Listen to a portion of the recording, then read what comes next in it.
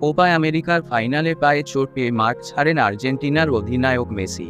মঙ্গলবার ১৬ই জুলাই সকল পরীক্ষা নিরীক্ষা শেষে মেসির ক্লাব মায়ামি জানিয়েছে সেই চোটের কারণে মেসির পায়ের লিগামেন্টে ক্ষতিগ্রস্ত হয়েছে, যার কারণে অনির্দিষ্টকালের জন্য মাঠের বাইরে চলে গেছেন আর্জেন্টিনার অধিনায়ক মেসি।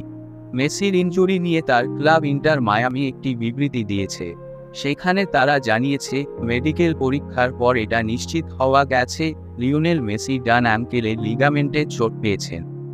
অধিনায়ককে কবে পাওয়া যাবে সেটি নির্ভর করছে তার পর্যায়ক্রমিক সেরে ওঠা এবং সেগুলোর মূল্যায়নের ওপর।